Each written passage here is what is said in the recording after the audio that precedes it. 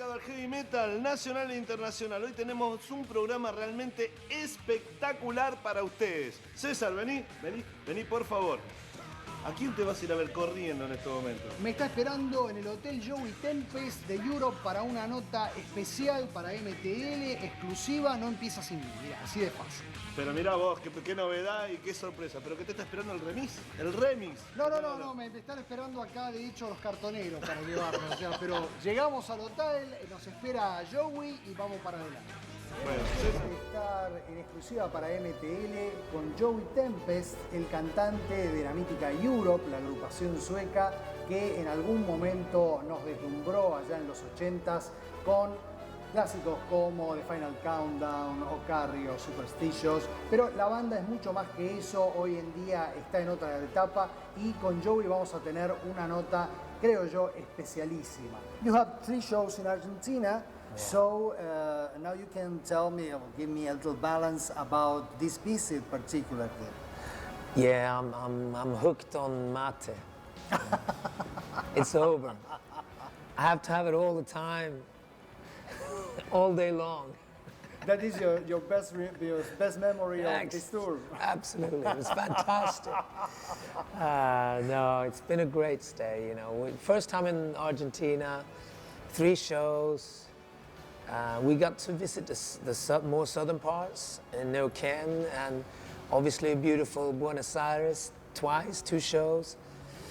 Friendly people, great audience, and we hope we can build something up again. You know, we have never been here before, so we want people to get to know the old songs, the new songs, and get to know us a bit more and maybe build up a friendship. You know, we know we have a lot of fans because we've seen them on the website over the years. Trying, come to Argentina, come to Argentina. Did you expect the reaction? Yeah, we've seen it and we met the fan clubs too, you know, so we know they've been waiting, so it's been good, it's been very good. In this particular stage of the band, do you actually think that you have advanced creatively from the old days? I think so. I think the 3 last albums is a journey forward, and we'd like to think we create relevant mixes, productions and songs. We really want to move forward. We don't just want to have nostalgia or cash-in tours. We really want to move forward with songwriting, lyrics, and I think we have achieved that. We're doing well in some territories. We got a nomination, you know, that in the UK for classic rock. Yeah, from classic rock, magazine, and it means a lot to us. It means that we're on the right track. Do you think that your next album will be in this direction? Because I think that Let's Look at Eden and the previous 2 also just have a link with the 2 first albums. Yeah, I suppose so. Upfront rock and roll and a lot of heavy riffs, not so many keyboards. I'd like to mix all the ingredients of Europe now. There's some great periods. The first 2 albums were very raw and progressive hard rock. Then we met an American producer. Final Countdown was mixed a little bit more for American radio. Art of This World, also an American producer, Ron Everson, also mixed a little bit for radio. So those albums are more maybe broader in a sense. It's easier, maybe a little bit easier to listen to. Whereas the new albums also are tougher, a bit raw. But I think Last Look at Eden, it's got little elements of everything, and it's really an honest Europe album, and I think that's the direction we want. We want to find all the elements of us in the band and where we are and be honest. I think the next album will be continuing from Last Look at Eden, but hopefully even cooler. I think that the hits of the band, the huge hits of the band, created a prejudice in some people about that you just do hits and do songs or write songs only about love.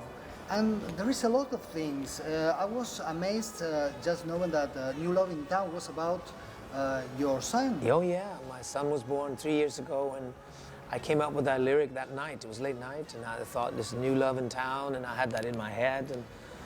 And the song was an old idea that we put together, and then it became a beautiful song. It was a big hit on the radio up in Scandinavia as well, and yeah, it's the lyrics these days are about a lot of different things. Sometimes I don't talk about what it is because it could be more something really sad or something that's happened that we don't really want to talk about. We want to write about it, I learned a lot from the period when I did my solo albums, when I studied all those singer-songwriters that were great with lyrics, Jackson Browne or Neil Young or Bob Dylan, Van Morrison, Randy Newman and John Mellencamp, all that stuff. I had all those artists and I got all their albums and I studied it because I needed that to move forward. And I've used that a little bit with Europe now, so the lyrics have more meaning and maybe layers underneath that you don't know about, but they still work as songs and they still work as a sound as well.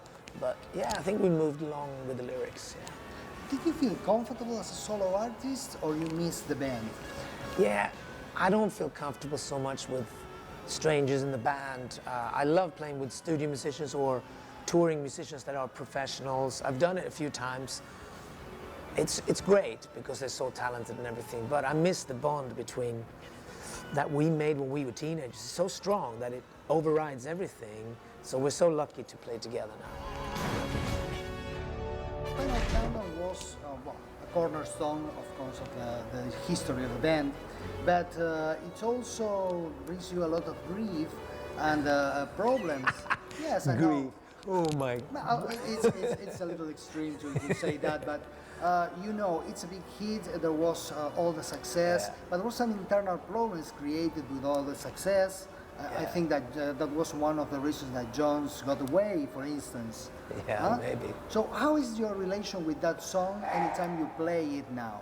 Nah, we love playing it for the audience. I mean, it was written for the show, and it's got a very special relationship with the audience. Final Countdown's great to play live.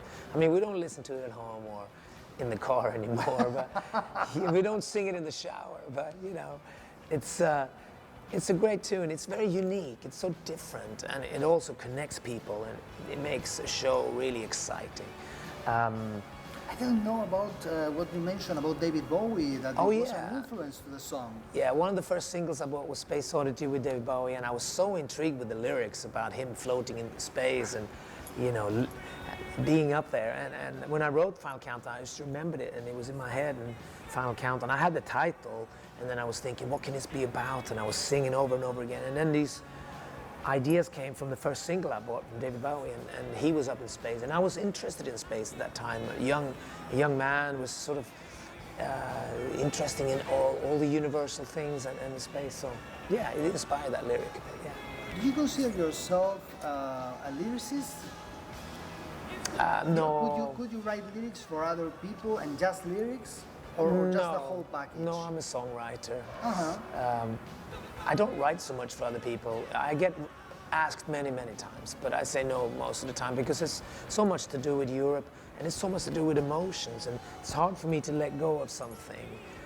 If I write for somebody else, I want it to be about that person's life, not mine. So it's kind of difficult, but I might do it. I've done a few times, but no, I'm sort of I'm an entertainer and a songwriter.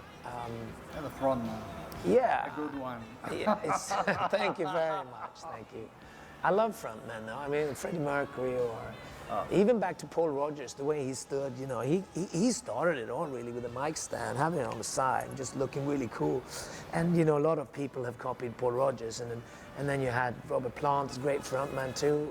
I saw him a lot on his solo tours, and I really love that guy. And there's been a lot of frontmen that I like. David Coverdale is great as well. Taking some moves from him as well, you know, with the mic stand.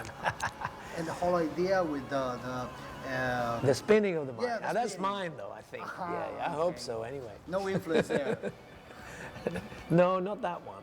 But turning it around and doing that's David Coverdale, all right. I don't like the expression hair metal, especially when it is attached to a band like Europe, a hard rock band Yeah. like Europe.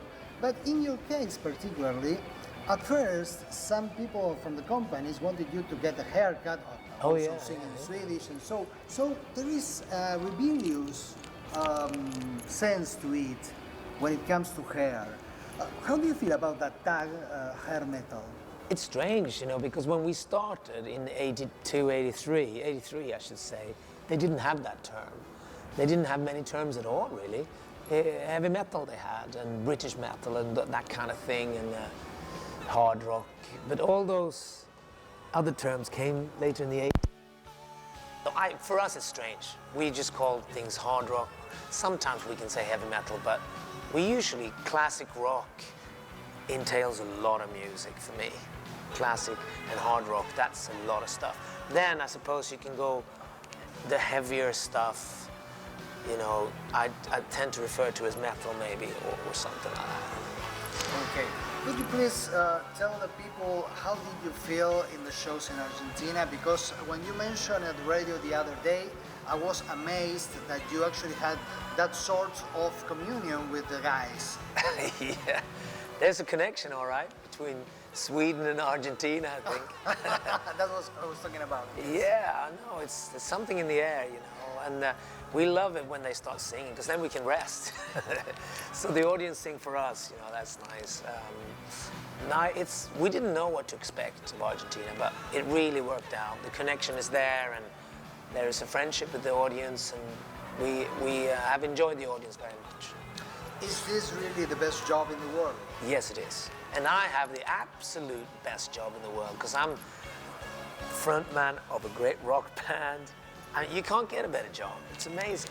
And you're still playing with friends? Yes, absolutely. Thank you very much, All Joey. right. Everyone, this is Joey Tempest from the band Europe here in Argentina. You're watching MTL.